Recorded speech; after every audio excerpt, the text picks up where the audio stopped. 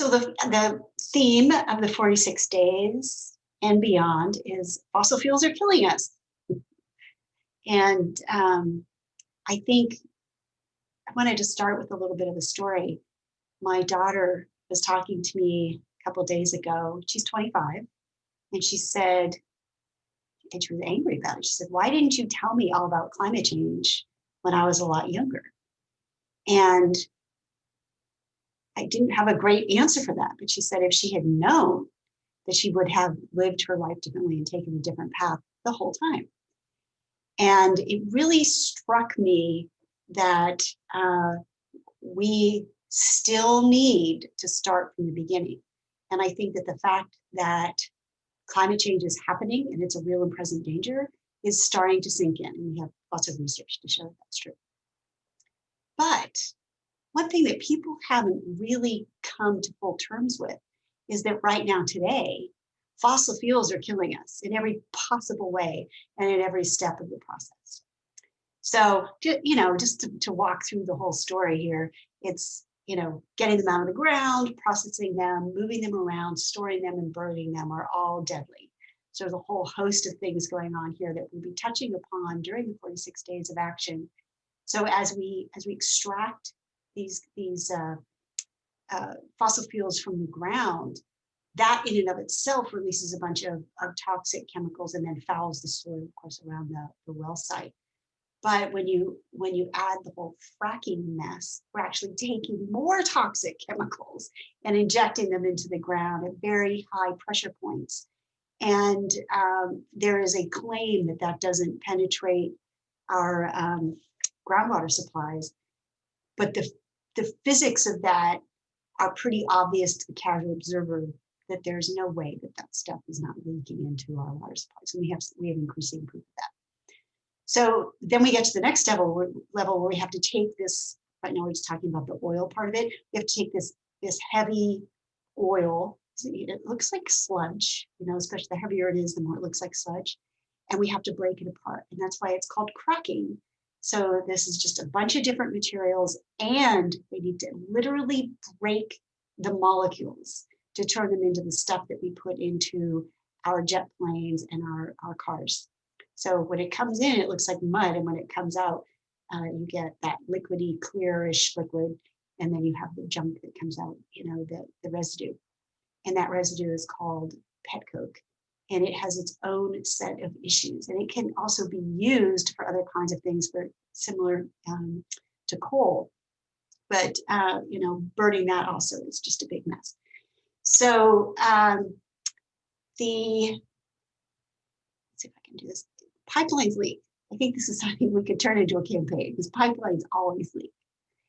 And there's this great, hopefully this will work. I didn't test it, which was done. Okay. Can people see the YouTube that's popping up? No. Okay. Let me unshare. And then reshare.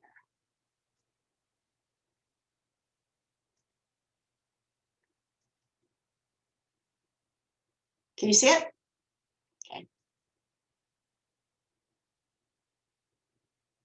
Oops.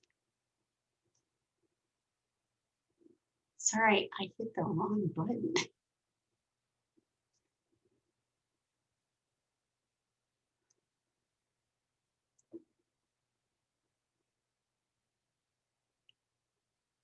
We're only in 1993.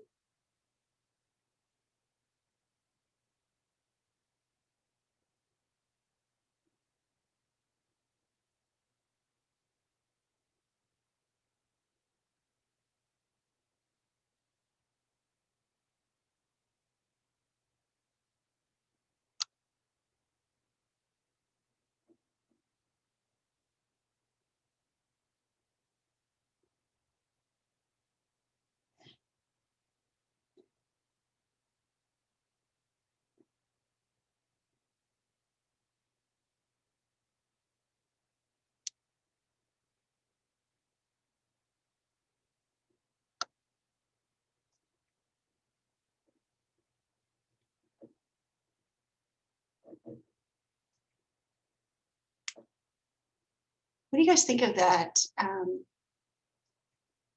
YouTube video? I thought it was pretty impactful and really horrifying. So that's why we can use that, I think, in uh, our messaging. So we could spend the next 5 years having a consistent campaign on the fact that the pipelines leak. So in addition to that, trains derail and trucks overturn. So as we're moving this stuff around, we're also spilling it all over the place. And then as many problems as we have with pipelines, we also have those problems with storage facilities. And something as simple as a lightning strike can set a storage tank on fire. And that happens about a third of the accidents they're started by lightning strikes. So it's a big deal. And then also, there's not enough regulation around the storage tanks and storage facilities, and they're not paying enough attention to that. So, and then of course, when you're using it as directed, you're burning it for fuel, it emits all these noxious chemicals that are making us sick. So then it's a very parallel story with natural gas.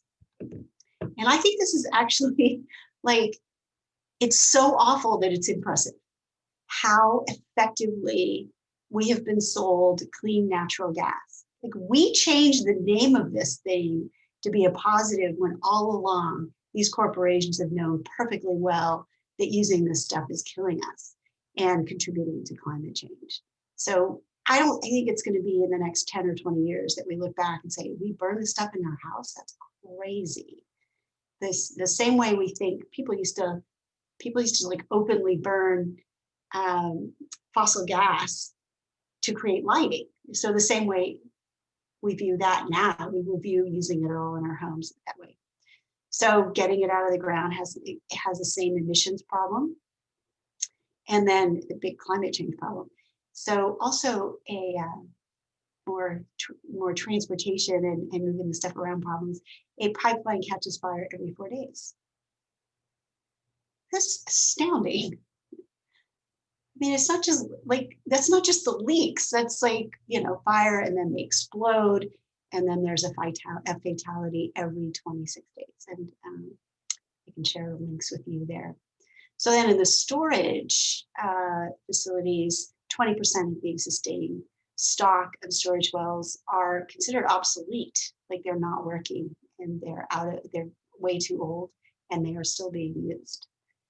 So, and then the thing that's really beginning to sink in, and we're going to help sink in, is that the indoor quality from gas appliances exceeds federal guidelines for a raft of different chemicals.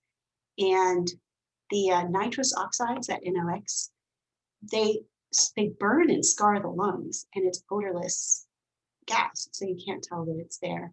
I think we've covered a lot about particulate matter pollution, which is deadly, especially the fine particulate matter. There's no safe level of exposure, and the damage is cumulative. And then that really, really does add to the COVID deaths, or the vulnerability to worse outcomes for COVID, and a whole bunch of other kinds of health risks from these different chemicals. So we are on the right side of history here. So those impacts, those health impacts, those are not including the impact on our climate, which then of course has another cascading set of really terrible health impacts.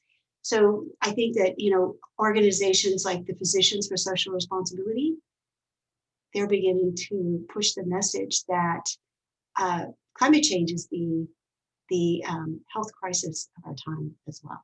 So our biggest public health problem is going to increasingly be climate change.